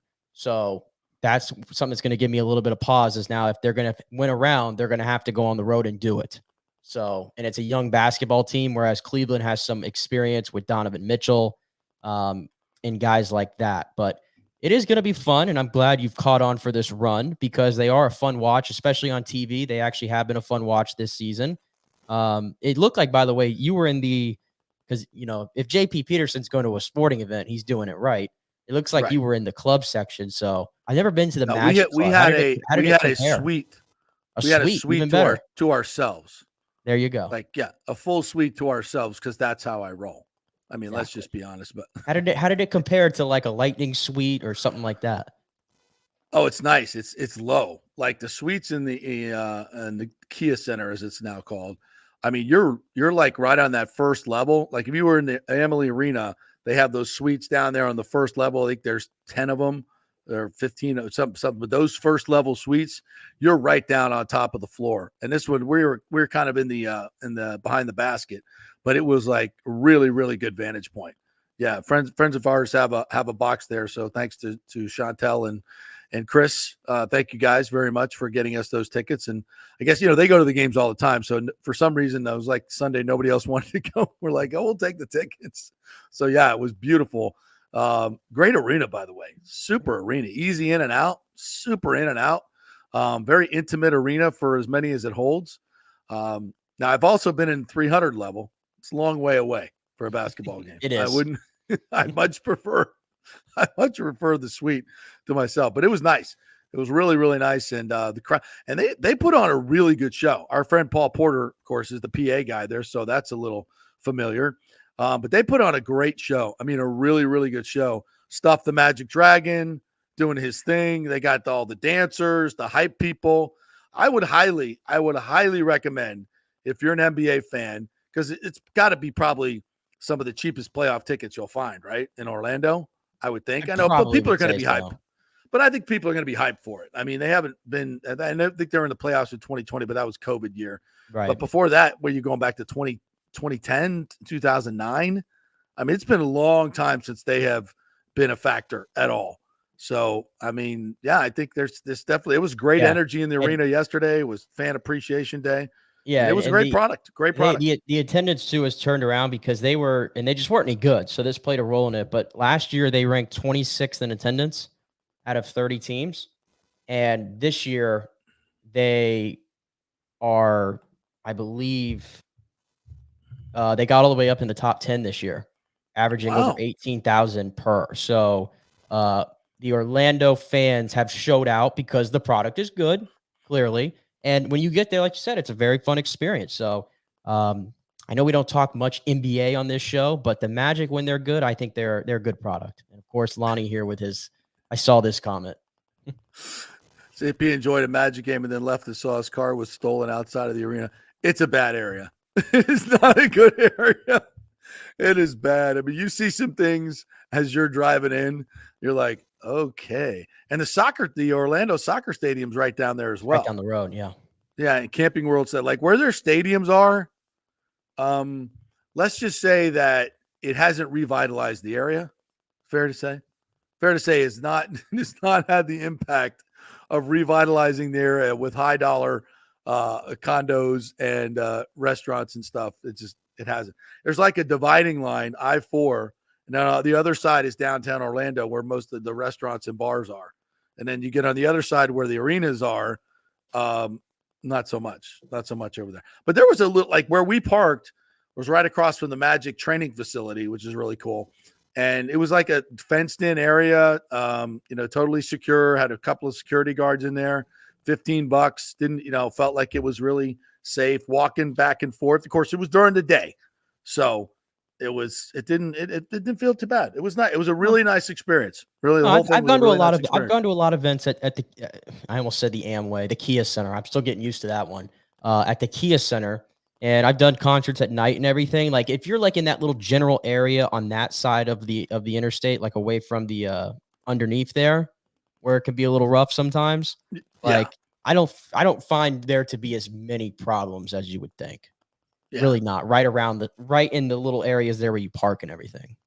No, it was the whole thing. And when you walk in the arena is really nice. It's super clean. It's, it's the fan base there is really, I mean, it was great. It was a great experience. Did they people play the that worked song there again? were very nice. Did they play the song? Which one? Orlando Magic. Orlando. I think we heard that. I think I heard that a couple times. Yeah. I love it.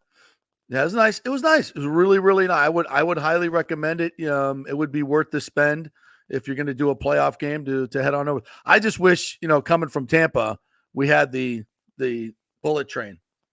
Like, how do we not have bullet trains here? I mean, thank you to the oil companies. How America is so backwards right now. It's so bad. I never thought I'd ever see it like this. And now we can't even get a train built from Tampa to Orlando. How long have we been talking about this? Like I tell this story all the time. My dad did when he this is in the 1970s when his company helped build Disney World. They were commissioned to do a monorail study for the entire state of Florida. I remember seeing the plans on his wall running from Miami to Orlando to Tampa down to Naples and across Alligator Alley in the 70s. The monorail system, they were going to put the whole thing in. And the legislature, backed by the oil companies, no doubt, said, no, we don't want to do it. It's too expensive. It was nothing. It was like $100 million to do the whole thing back then, which would have been nothing. And here we are 50 years later. 50 years later, and we still haven't done it. Nope. We're gonna be waiting in traffic on I-4 from exit 50 to exit 65 until the end of time.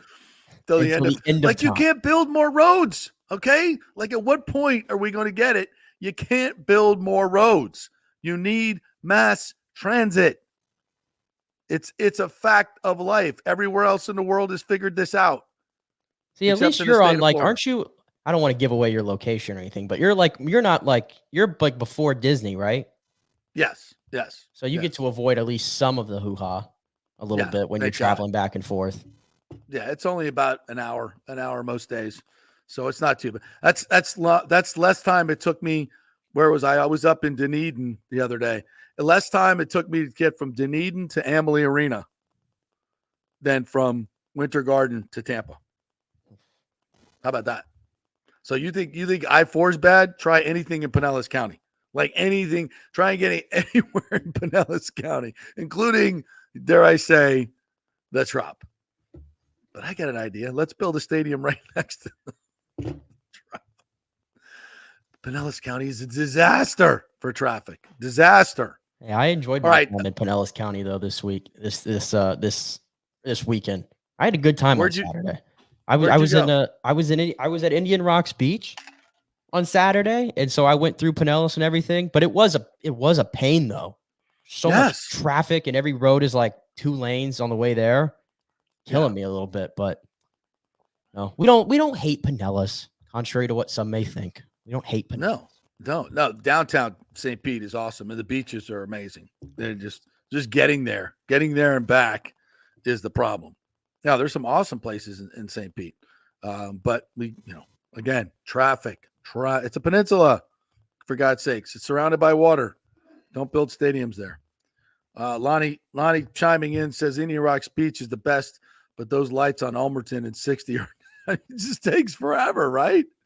It takes forever. What is your favorite beach? I guess it probably would be Indian Rocks. I grew up going there for years with my family. We always would stay at a condo for like every summer for like a week. And it was always Indian Rocks. So that's the one I know the most. I don't like St. Pete Beach. I don't like Treasure Island Beach. Everything that's on the other side of Johns Pass from Madeira on down is probably where I would lay. From Madeira through Bel Air is probably my sweet spot. Then I despise Clearwater. I might have spent maybe a day or two combined on the beach in Clearwater.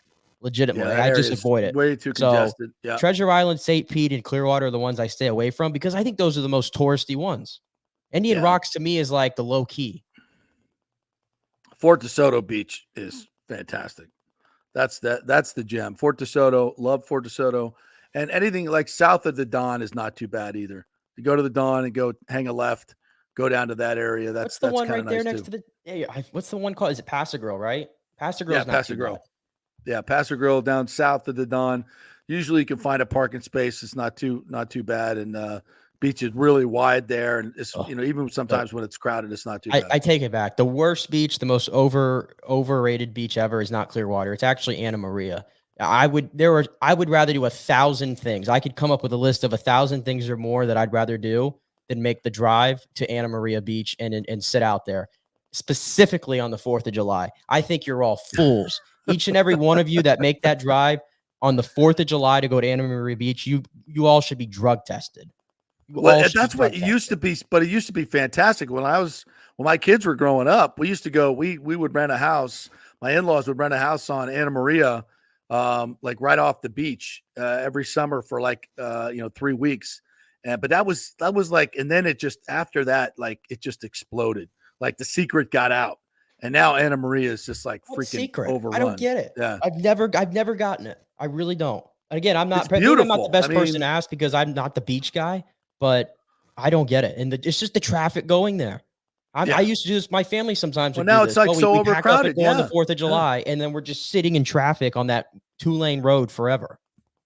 Getting in and out is bad, but once you're there, it's magical because they have, they don't have any of the franchise places on Anna Maria. It's all mom and pop places. They got the pier, the old real pier there with the little seafood restaurant. Once you get on to Anna Maria, it's awesome. Getting on and off can be a pain in the ass. And July 4th, obviously, is going to be crazy. But once you get, it's very idyllic. It's beautiful. My boy Scotty Fitz has a couple of rentals out there. They're awesome. They're beautiful. And the beach itself is fantastic. It feels very secluded once you get out there. But getting in and out of anything near the beach these days is a freaking nightmare.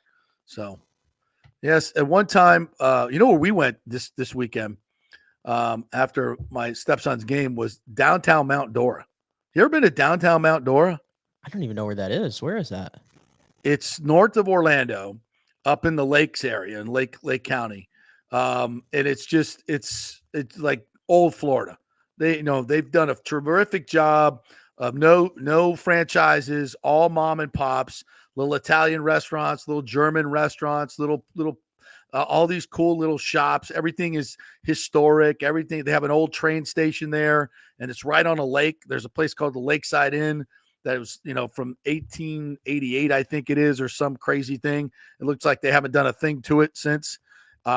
Really, really old time Florida. If you want to see, and the weather was just so nice on Saturday. So we just walked around the streets of Old Mount Dora, and it was really, really cool. All these little, touristy type shops, but not in a cheesy way.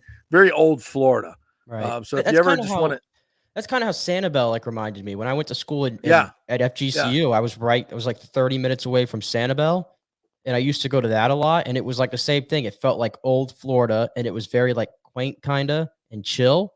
Now I haven't been back since the hurricane, so I don't know what it looks like now. What's there? Yeah, they had to what's redo everything. Yeah, because everything got blown away. Yeah, but that was also I haven't been back. Yeah, I went there as a kid. It was the same thing. Anna Maria, Sanibel, like really, really cool. Nathan says the north tip of Anna Maria Island or the beach next to the beach house at the end of Cortez Road. Go to Anna Maria in the early morning before the crowds arrive. Yeah, it's fantastic. It really is. That's why it's gotten so crazy there, because people found out about it. It's a beautiful little idyllic place, and there's so many cool places like Claremont, downtown Claremont. They just built a salt shack on the lake there. My buddies who run Salt Shack, and it's packed all the time. So call early. And it's right there on the lake, and all downtown Claremont is just like really, really cool. They've got a little downtown area. You can just walk around the restaurants. There are all these old little villages in old Florida in this area are kind of like they're revitalized, and they've done great job keeping them, and they're beautiful, clean, and they're not too crowded yet. And it's really good stuff. So get your car, just roll around to some of these places in old Florida, these lakes. It's absolutely gorgeous. Yeah, it's a good time to be out. Look at this run we're on. I'm looking out my window, and we got blue skies again today. Fantastic. Pristine. Yeah. I mean, it's freaking beautiful out here right now. If you're inside for the majority of your day, and unless you're working and you have an excuse, what are you doing? What are you doing? There. Get out there. All right, we'll take another break. We'll come back on the other side. I want to get into some spring football. USF had their spring football game this weekend. UF as well. Scott Jeeves will be joining us this week, our big resident Gator fan, to talk to us about some Gator football and also the FSU lawsuits. So don't forget the Jeeves Law Group. If you're in an accident, they are local, they are trusted, and they get results. So don't go with some big company outside, see lots of ads on TV. Go with the local ones that support your local charities and your local projects. That's the Jeeves Law Group, JEEVES lawgroup.com. Back in 3.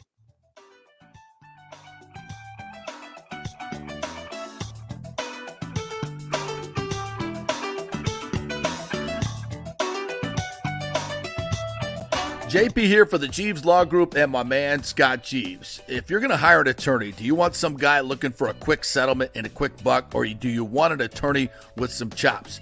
Scott is a board-certified civil trial lawyer and a certified circuit court mediator. Been practicing in the Tampa Bay area for over 30 years. He is a peer-reviewed AV preeminent-rated civil trial lawyer. They just don't hand out those classifications. He's been the lead class action counsel on many complex consumer protection cases and has handled hundreds of serious personal injury cases. He's dedicated his career to protecting injured victims and is committed to vigorously representing you. We're local, we're trusted, and we get results. Personal injury and personal attention. Call for a free case evaluation. That's 888-9-JEEVES. That's 888-9-JEEVES. The Jeeves Law Group. JP here for the Geddes Gordon Real Estate Group and our good friend Jane Geddes. Folks, simply put, there is nobody like Jane. Jane is a former LPGA two-time major championship winner. She was also vice president of talent relations at WWE. She also has a law degree from Stetson. So if Jane can drain a 10-footer to win the U.S. Open and stare down Hulk Hogan in the boardroom, you want Jane on your real estate team to not only negotiate the best deal, but find you the perfect home or investment property. And when you work with the Geddes Gordon Group, you become part of the real estate family and get concierge services that include expertly staging, marketing, and preparing your home for sale. Advice on golf properties. Hey, you might even get some golf tips. Many of their clients become friends long after the sale or purchase is completed.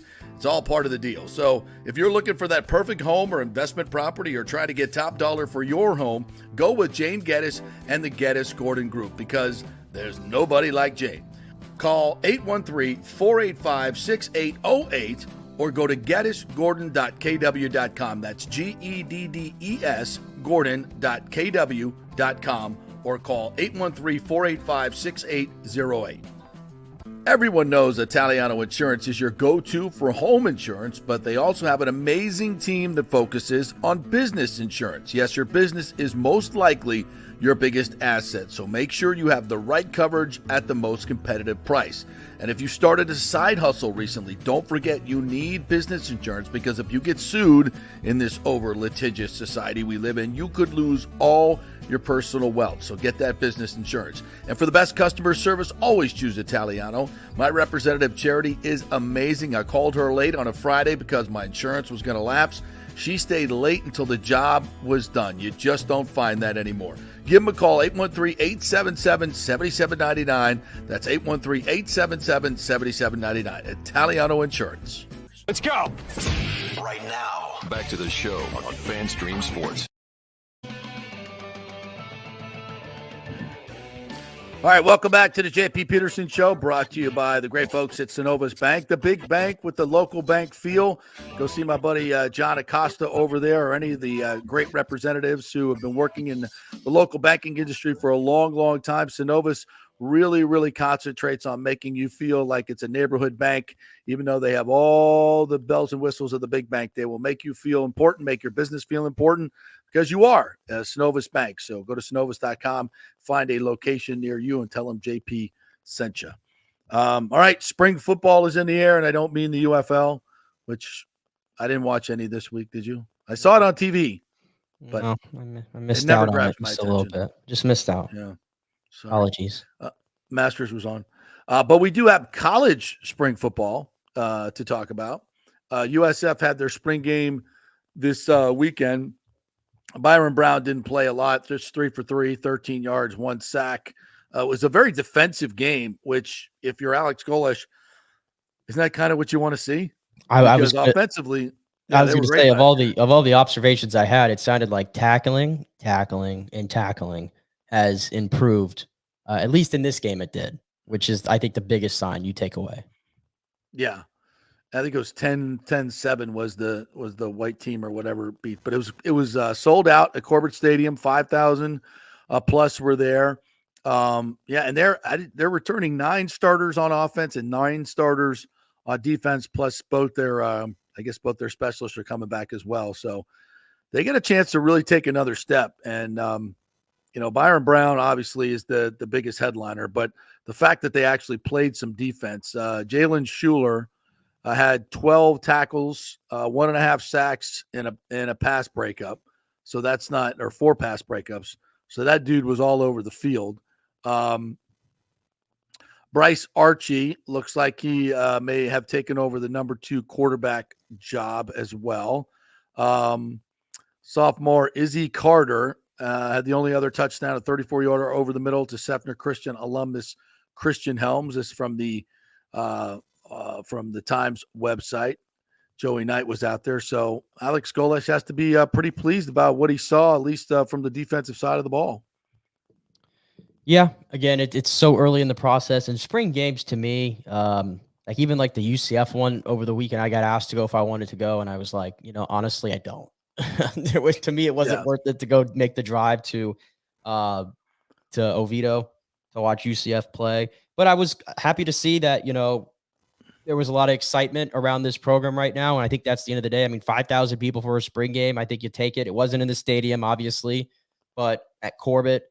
And there were some good takeaways there, as we kind of mentioned, the defense. And even one of the touchdowns was actually a little bit of a trick play when Sean Atkins threw one of the touchdowns. So, again, really good day for the defense. And Byron Brown, I think he only got, 1 possession maybe in this football game. So no sense to have him play out there. But, yeah, USF at this moment, I'd have to think, is probably the favorite to win that conference. I don't think that's too outlandish to say. Going into this season, the best recruiting class in the group of 5 they're coming off of. And Byron Brown, I'm sure there were other NIL opportunities for him out there, like there is for everybody. And he stayed. And that's a very, very big deal for this program.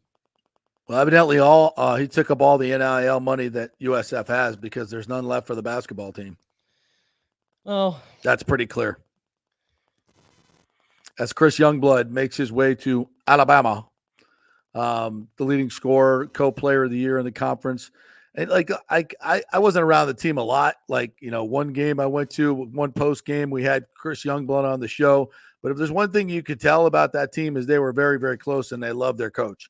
They loved their coach, especially Chris. And for him to leave to go play somewhere else had to be a really, really hard choice and had to have a lot of money involved that USF couldn't match. And that listen, was just disappointing. Yeah, and that's part of it. And listen, I mean, we love what USF did, but it's Alabama. It's one of the preeminent programs. Not just in football. I mean it in basketball. I mean, right now they are one of the top 10 programs in college basketball. They just went to a Final Four, and Nate Oates has the ball rolling.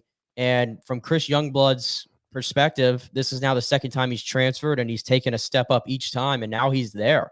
He's in Alabama, and listen, who's going to have a shot at competing for a national championship next year? Is it going to be USF or is it going to be Alabama? That's not a shot. That's just reality. So I try not to overreact too much because this is happening in college basketball a lot. Like every team starting five just about across the country is just getting blown up. I mean, madness out there. So USF's just the latest victim to it. And when you're a smaller program like USF, or at least not in the spotlight like a USF is, your players are just going to be more prone to the portal, and other teams are going to be chasing them. And that's not really a bad thing. That just shows you do have good players that other teams do want. Yeah, but it's hard to reload them. It's hard to reload. It's very hard to reload. Really hard to reload when, you're down the pecking order. It's all there is to it, and it sucks for USF. And, we brought this up during the season, and, we talk about it for football, and, that's what's frustrating for if you're a USF fan. You just start to get some momentum going, and then, the way things are now, it just gets blown up so quickly. And listen, the fact they kept Byron Brown is unbelievable, incredible. And I saw a picture of him next to BJ Daniels. And BJ Daniels is still a stout dude.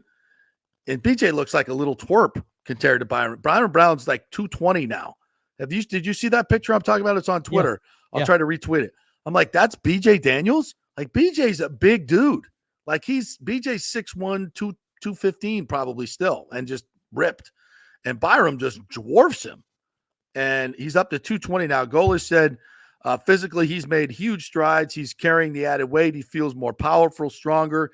He's taken his spring and tried to build the confidence within the rest of the offense. He's doing a much better job leading. He's doing a much better job being vocal. Just a really, really confidence-building spring for him. So, man, I can't wait to see him play. Can't wait to see him play next year. So he's got weapons. I mean, Sean Atkins is coming back. They've got, they've got some good transfers coming in along the offensive line. It's going to be fun to watch it. And their early schedule, I think they start with Bethune, then they go to Alabama, right? And then they come back and they have they got Miami. They have Miami in game 4. The Southern Miss is in between there, and then they host Miami. Yeah, that's going to be their most interesting stretch is probably going to be the Miami, Tulane, Memphis type of stretch that they have to go on, and then it clears up at the end with Navy, Charlotte, Tulsa, and Rice. So even if they struggle out of the gate with some of these better teams, these better teams in the conference, and of course Miami and Alabama, they should have a chance to pick up some wins there at the end. But, defense is going to tell the story for them. So it looks like they're getting better on the defensive side. They're getting better in the trenches. And that's, that's going to be where they can get markedly better. So, all right, let's take one more break. When we come back, we'll hit the Gators. FSU spring game is next week, I believe, but we'll hit the Gators. And what other stuff we got? Oh, Caitlin Clark tonight. We got the WNBA draft, so we'll hit that as well and some other stories as we roll on here on the JP Peterson Show, brought to you by the great folks at Italiano Insurance. There's an article in Times last week about bad home insurance companies. Got companies that are coming in here, taking your money and don't want to pay when you make a claim. Well, you can trust that Italiano Insurance has vetted all those type of insurance companies, and they will not place you with one of these fly-by-night homeowners insurance companies. So another benefit of getting the great customer service at Italiano Insurance is they vet these companies for you, and it's not just about the price. So give them a call at 813-877-7799 to make sure you're paying as little as possible for your homeowners insurance, but you're with a good company that's going to be behind you when you have a claim. All right, quick break. Back in 3. We'll talk some more spring football. Stay with us.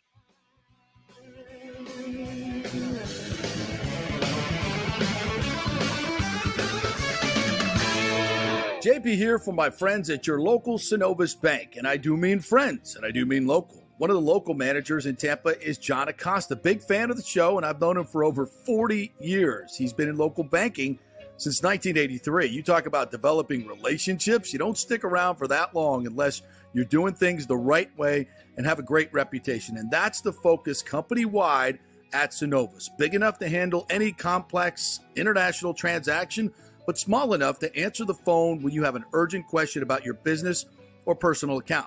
And for personal accounts, they have a very easy app that works great. You can do everything online. And for large or small businesses, you will get that personal touch and services to help build your business, taking your dreams and aspirations from the whiteboard to reality. We can make that happen. Let us show you how. For a get-acquainted meeting to open a business or personal account, just call John or go to synovus.com to find out where your local branch is. Everyone knows Italiano Insurance is your go-to for home insurance, but they also have an amazing team that focuses on business insurance. Yes, your business is most likely your biggest asset, so make sure you have the right coverage at the most competitive price. And if you started a side hustle recently, don't forget you need business insurance, because if you get sued in this over-litigious society we live in, you could lose all your personal wealth. So get that business insurance. And for the best customer service, always choose Italiano. My representative, Charity, is amazing. I called her late on a Friday because my insurance was going to lapse. She stayed late until the job was done. You just don't find that anymore. Give them a call, 813-877-7799. That's 813-877-7799. Italiano Insurance. JP here for the Geddes Gordon Real Estate Group and our good friend Jane Geddes. Folks, simply put, there is nobody like Jane. Jane is a former LPGA two-time major championship winner. She was also vice president of talent relations at WWE. She also has a law degree from Stetson. So if Jane can drain a 10-footer to win the U.S. Open and stare down Hulk Hogan in the boardroom, you want Jane on your real estate team to not only negotiate the best deal, but find you the perfect home or investment property. And when you work with the Geddes Gordon Group, you become part of the real estate family and get concierge services that include expertly staging, marketing, and preparing your home for sale. Advice on golf properties. Hey, you might even get some golf tips. Many of their clients become friends long after the sale or purchase is completed. It's all part of the deal. So if you're looking for that perfect home or investment property or try to get top dollar for your home, go with Jane Geddes and the Geddes Gordon Group, because there's nobody like Jane. Call 813-485-6808 or go to geddesgordon.kw.com. That's GEDDES Gordon.kw.com. or call 813-485-6808. With over 34 years of producing small and large events, Extravaganza Productions is truly a Tampa treasure when it comes to creating some of the very best events in Tampa and all across the United States. I've worked with them at the Florida Sports Hall of Fame inductions, the Warrior Games, which was an Olympic-sized event spread across all of Tampa Bay. They are the very best, from small meetings to exceptionally large corporate conferences to galas, fundraisers, sporting events, grand openings, whatever you want. Team EPI has an extremely talented staff of designers and show producers that develop extraordinary events fueled by the visions of their clients. You can reach them at their Tampa headquarters at 813-621-4700 or go to extravaganzaproductions.com. Let's go. Right now, back to the show on FanStream Sports.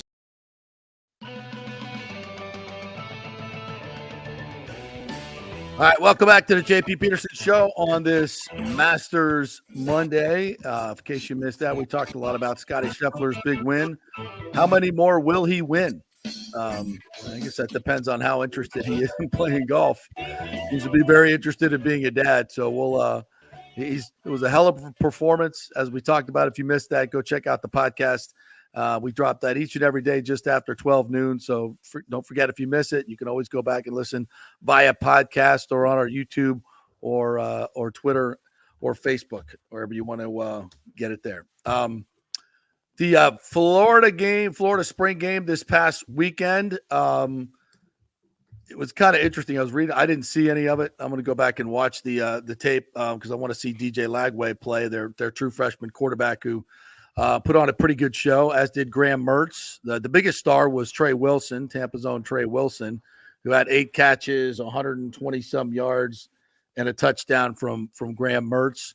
I think the Orange team, the Orange and Blue game, the Orange team won, or the Blue squad featuring the first team players beat the Orange squad 19-17 on a 37-yard field goal. Remember, last year was like a snoozer of a game, and people were a little bit, unenthused about the team and kind of bared out during the regular season as well. But it's going to be Graham Mertz, it's going to be Trey Wilson, it's going to be a lot of those guys, and everyone waiting on DJ Lagway to become the star that he is presumed to be at quarterback. But again, this Gator team has got to continue to grow despite what has got to be the worst or most ambitious schedule in all of college football this year. I mean, it's going to be tough for them to win 4 or 5 games, and I don't think that's going to be indicative of the type of team they've had. It's just it's a murder's row schedule for them this year. Yep, and not to mention no Trevor Etienne again transferred to Georgia. So your biggest piece on offense, and Ricky Pearsall as well going to the NFL. Those are 2 big hits right there to your offense. Now Mertz is back, but it seemed like from what I had heard that people were pretty impressed by Lagway in the spring game. He showed out a little bit. So I think if you want to get a really good idea of this Florida team in the future under Billy Napier, eventually you're going to have to see what Lagway can give you. I mean, being some think he was probably the top quarterback prospect overall in this past class. Yeah. And everything he can do from a dual threat ability. I think that's when you have to now, does Florida want to give patience to Billy Napier is the big question mark. That's the whole thing with Florida is how much of a leash does Billy Napier have right now to allow things to go into place? Because like you mentioned, looking at the schedule this year, who's picking this team to win 6 games or more? Very few. No, you can't. Yeah, he's the number 3 overall prospect, number 1 quarterback in the class of 2024. 12 completions for 173 yards and 2 touchdowns. And, from all accounts, and I didn't watch the tape yet, he looks good. 6'3", 241. Yeah, the body, run. I was going to say, the body on this guy is unreal. He looks like he's already in tip-top shape, ready to go. But that's the thing. I mean, let's see if I could call up this schedule here. It's just it's brutal. How much do you have to kind of balance if you're if you're a coach that's on the hot seat, like clearly Napier is? How do you balance that future as opposed to winning games now that you have to win, to keep your job? I mean, if I'm changing quarterbacks every week changing quarterbacks doesn't help. Changing coaches every 3 years doesn't help. It's brutal. So they start with Miami on August 31st at home in Gainesville. Then they get Stanford at home. Then they got A&M at home, Texas A&M. Boy, they start a lot of at home, and then they go to Mississippi State, which is never an easy place to play. Then they got UCF at home, which is UCF's that's gonna be their game of the year, right? Right? You say that as if it's like we don't have any other big games on the schedule or something. Well, Florida's not the best. Florida's not the best team on our schedule.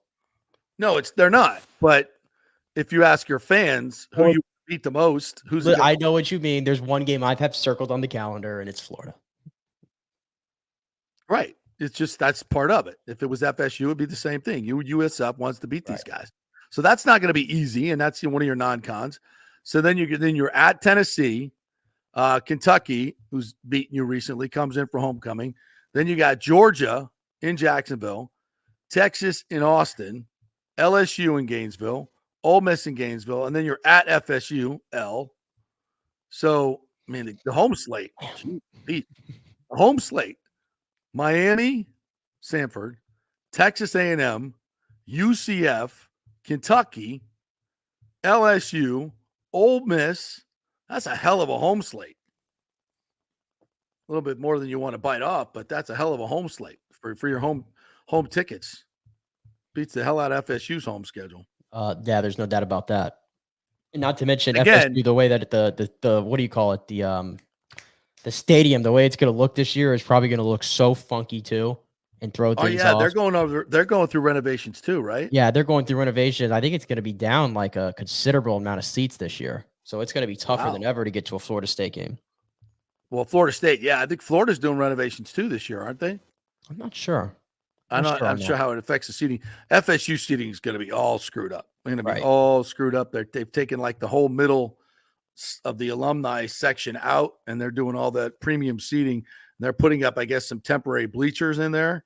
It's going to look weird, but yeah, they're going to be down quite a few. But they don't have the home schedule that the Florida Gators have. Not even close. So it's going to be an interesting balance for Napier, because Mertz is clearly your best chance to win games. He's a really good quarterback, but he's not the future. DJ Lagway is the future, and you gotta, and then you're gonna have this murderer's row schedule. At what point do you want to, you got to get him some reps this year, no question about it. You got to have a package for. Remember when they won I'm not saying they're going to win a national title, but remember when Chris Leak won that first national title? Was that 08? Was that 06? 06. Yeah, and Tebow would come in with the special goal line packages, first down packages, and be part of it. I think they would certainly do something similar with Lagway. But I would also want to have like scripted in there. He gets the first series of the second quarter every game, and that's going to be counterproductive. Like you said, it's such a balance, because it's like, and we'll see how Graham Mertz plays, because his Wisconsin career was nothing to write home about. But he overexceeded in such a big way last year for Florida. He was far from the problem, and now he's got even more experience under his belt. And Lagway, again, he's just a true freshman coming in. Like this, he doesn't know anything right now. But again, and it's a spring game, and I know those things sometimes don't matter as much. But I'm telling you, when you watch the throws, I went back and watched it this morning, just the cut up of every throw that DJ Lagway made. I mean, it's just the way he's layering some of these balls to the boundary, and then the first touchdown throw. I don't know if you saw it, where no, I didn't. It looks like it's just a typical like little receiver skinny post seam route, to the end zone, and he's got to throw it over a linebacker, over the guy that's trailing the receiver, and then in between two safeties, and he threads it right on a rope through the middle of all four guys. Perfectly placed for a touchdown. And I'm watching it, and I'm like, this is a true freshman playing in a spring game, and he's making that throw. Like, it got me out of my seat, clearly, when I saw the throw, especially when you saw it from like the all-22 vantage point. It was just fantastic. So the balance there of how much work do you give DJ Lagway is the big question. So it'll be an interesting season for them. Florida State has their spring game next week, so we'll see. And I think there's some legitimate talk about there may be a little bit more of a quarterback battle, that DJ Uiagalelei is not just going to be handed that job. That Cromanhook, the young freshman, looks great. So, but I would think, with what FSU has on the table and the transfers that they have coming in, Marvin Jones Jr. has been an absolute wrecker coming off the edge. So it looks like they found another edge rusher to replace Jared Verse, another transfer that they have coming in from Georgia. So, they're going to – FSU is loaded. They're as fast as they've ever been. I think some people thought there might be a step back from them from 13-0, and no one expects them to go undefeated. But there's no game on their schedule where I think they're going to be favored in almost every single game they play.